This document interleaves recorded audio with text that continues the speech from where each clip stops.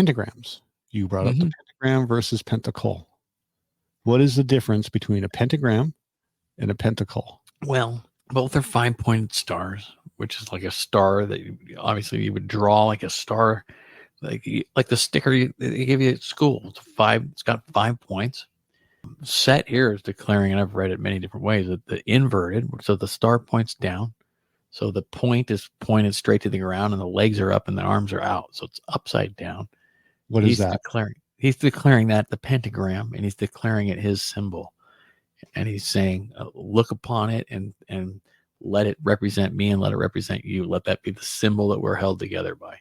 So that is typically looked at like a one place easily that it's been overused is like in the movies as a satanic or it's the bad star, it's a devil star. And then if you take that same star and you point it where it's up and the point is pointed up, that's a pentacle. And a pentacle is recognized as, especially in the Wiccan, I call it a religion, that is recognized as a positive, not a devil star, not anything representing evil or black magic, but something representing nature, earth, and all the things that go along with good magic. That would be a pentacle. It's also represented in tarot cards. The pentacle comes up many times, and that's the star pointing up. So it comes up in the cards, and it always has a meaning depending on how it's drawn. So there's many cards, including I want to say the high priestess is depicted with a pentacle, but I could be wrong. But it comes up many times in the cards. So it's a symbol that can be portrayed as either evil or it can be portrayed as good. And typically, if it's pointed up, it's good, and if it's pointed down, it's evil. All right. Yeah. The pentagram is just a star. Right. I'm sorry. Yeah, I'm sorry. Pentagram is just a star. Pentacle is the star with a circle. Okay. So the difference is it doesn't matter whether it's up or down. The point, the top of the point, like if you draw a normal star, because in a pentagram, the star in a circle, the star in a circle can be pointed up or down. It's still considered a pentagram. Now, what you said, I don't see any of that here, but I'm going because you're more the expert than I am on this.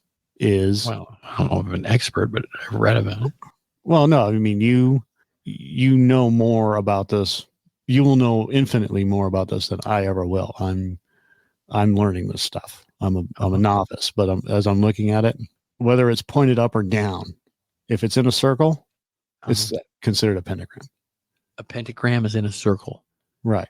Okay. But whether it's pointed up or down, which is what you said, could be good or evil, depending on the person, I guess. I see. That makes sense. So this is neat. Well, you were talking about the pentagrams. I was looking stuff up. So now that we know what the difference between a pentagram and a pentacle is, just the symbols, the representation of the symbols. Like I said, you know more than I do about this because you've done a lot more looking into it. Yeah. As opposed to, I've played with the Play-Doh. Yeah. Yeah. The history of the pentagram is really cool. So early pentagrams have been found in Sumerian pottery from Ur. The pointed star was at various times the symbol of Ishtar or Marduk. I recognize the Marduk. The pentagram symbols from about 5,000 years ago were found in China, Langzhou, or Langshu, however you want to say it. The pentagram was known to the ancient Greeks with a depiction on a vase, possibly dating back to the 7th century. Pythagoreanism. Pythagoreanism, I like that. Yeah. It originated in the 6th century and used the pentagram as a symbol of mutual recognition of well-being and to recognize good deeds and charity. Between 300 and 150 BC, the pentagram stood as a symbol of Jerusalem, marked by the 5 Hebrew letters spelling its name. I don't speak Hebrew, so I don't know what it is. The word pentamikos, 5 corners or 5 recesses, was the title of the cosmogony of Pherecydes of Syros. Say that 5 times fast. Right. Jesus. Here, the 5 corners are where the seeds of Kronos are placed within the earth in order for the cosmos to appear. Kronos is the father of the gods. 4. No, I'm kidding. Yeah. The he's Greek the father gods. of all the gods? Yes. Okay, so he's the old one. Suffice to say, the dude was a jerk. Back to the pentagram. Back to the pentagram. In Neoplatonism, Platonism, the pentagram is said to have been used as a symbol or sign of recognition by the Pythagoreans. Oh. Pythagoreans have a huge history with demons as well. Mathematical geniuses. Yeah. So we'll get into that later, but we've already talked briefly about Pythagorean and the demons and summonings and stuff like that. Absolutely. The pentagram. Go ahead. Well, I just I don't want to change subject, but I know at some point researching this led me to the Knights of Templar, and I don't mean like the movie style kind. I have a very good book that's a couple hundred pages, difficult to read, even understanding what they're doing. But anyways, back to what you're saying. Oh yeah, the Knights of Templar are huge in all of Christian mythology when it comes to demons and angels and stuff like that. Mm-hmm. A couple of Levi. Mm-hmm. When he created Baphomet, he created Baphomet for the Knights of Templar. I see. So, and he based it off a gargoyle that was sitting on one of their buildings. So yeah, we'll get into the Knights of Templars at some point because I think that's interesting. It's very interesting. The pentagram was used in ancient times. This is for the Middle Ages as a Christian symbol for the 5 senses or the 5 wounds of Christ. The pentagram plays an important symbolic role in the 14th century English poem Sir Gawain and the Green Knight. You're right about the if we want to call it the pentagram. I think I have looked at every piece of literature I could get my hands on at one point or another, maybe read through it several times. I wonder why either the pentagram or just the 5-point star, it seems to get incorporated into everything. If it has anything to do with magic or witchcraft or even multimedia, it is just like the go-to symbol, if you will. I think it's better. Stars, right? So it's astrological or astronomical in origin. And then, when you first see, like when man first started noticing the universe and all the little twinkling lights and stuff like that, and started drawing, right? Exactly. And it's magic, it's bringing us light or whatever you want to call it. Charging our intention and making us think about the magical technologies that we can wield and for whatever course of action.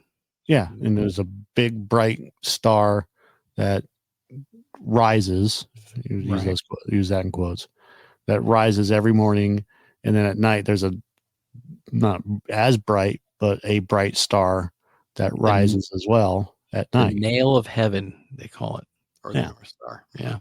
So, isn't it actually a planet, or is it a star? What is the North Star? It's just a star. Okay, I think it's just a star. You're right, because sometimes, every once in a while, for whatever reason, we're in an orbit where we can see. I want to say the 2 closest. You can clearly see plainly Mars, and at other times, Venus. Mm-hmm. Now, Venus is right. Uranus as well, and I'm not saying that as a joke. I mean, yeah, you can see there are times when it comes. Okay, Saturn in some cases. Saturn as well. Yep, that's interesting. I don't know. I probably whilst looking at it, had no idea that I was, but there's definitely a vibration that goes along with when you're looking at a planet versus a star. Now, what's interesting about some of the stars, and again, not to get off track, but you could look at a star and see its light signature, but it may have already supernovaed, and it takes that long for us to see its signature here. So it's already gone, but you're seeing it here. So, or it's not gone. It's just is. right. But that whole, the scientific part that goes along with, how that stuff works, which I don't understand, but I do read about it. It's interesting. And you may not even be seeing that, like that star may not even exist. That may be a reflection of another star behind a black hole. There you And go. the black hole is bending light. And they find out more and more about that stuff all the time. Now, apparently there's a super massive black hole right in the middle of the Milky Way galaxy. Right. And weird to think that us down here with our 5-pointed stars and our beer cans and our electric vehicles are in a solar system that's moving through a galaxy. Dude, we're motes of dust sitting on a dirt ball, floating through the galaxy at hundreds of thousands of miles per hour in an endless void that keeps expanding. Right. Think about that. Probably causing the inertia to keep us moving. So how do we harness that energy? Don't. Okay, we'll skip. Yeah, literally, we don't harness that energy. No. If we could harness that energy, we would have no need for fossil fuel. So, and we could keep everything powered. I got to say, having fossil fuel ain't so bad, though. Yeah, that's true. It's definitely helped us to where we're at now. It doesn't necessarily have to be forever, but I think thank you, fossil fuels. Yeah. All right. Moving on. Yes. So, an unnamed poet credits the symbol's origin to King Solomon, which is the pentagram. It explains that each of the 5 interconnected points represents a virtue tied to a group of 5.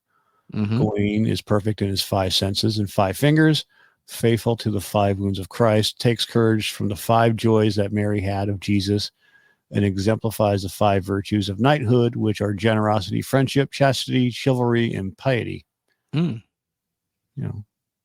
Now, obviously, with the 5-pointed star, it's connecting, bending, and connecting back into itself. So, in a way, it's going on forever, such as the infinity sign, the 2 circles bending back into themselves. I read about that being part of the concept. Yeah, it's possible. Yeah. I've also read about, if you remember, like the Triumph band t-shirt, there's the man standing with his legs spread and his arms out at his side.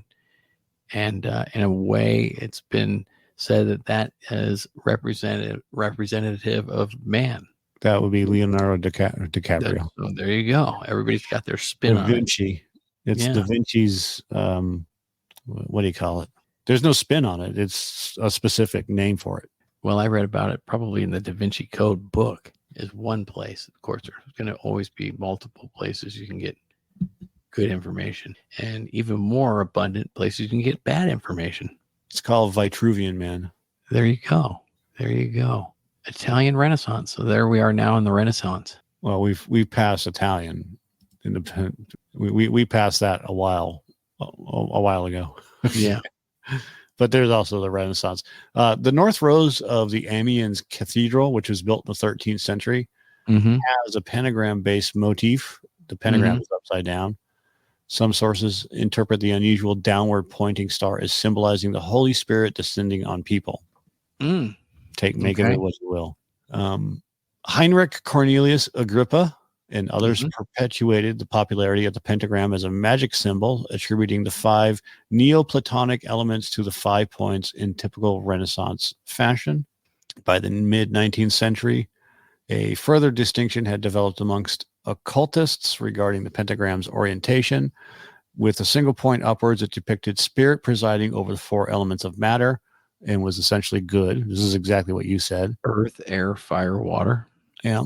However, Eliphas Levi, known for believing that magic was a real science, had called it evil whenever the symbol appeared the other way up. You mean down? Down. The other way up? The other way up. I mean, it could be. When you have, if you have a single point up, it's supposed to be good. If you have the 2 points up, it's supposed to be bad. The reverse pentagram with 2 points projecting upwards is a symbol of evil and attracts sinister forces because it overturns the proper order of things and demonstrates the triumph of matter over spirit. It is the goat of lust attacking the heavens with its horns, a sign execrated by initiates. The Capricorn. Big words. You're doing it now. Are you doing it now? No, that was written. I don't use that one. I've never used it. The flaming star, which when turned upside down, is a hieroglyphic sign of the goat of black magic, whose head may be drawn on the star. You've mentioned this also prior, several podcasts back. Two horns at the top, the ears to the right and left, beard at the bottom. It's a sign of antagonism and fatality. It is the goat of lust attacking. We already said that. The goat and his 1,000 young. Yep. Let us keep the figure of the 5-pointed star always upright with the topmost triangle pointing to heaven, for it is the seat of wisdom. And if the figure is reversed, perversion and evil will result. That old good and bad thing again. Yep. Always at odds.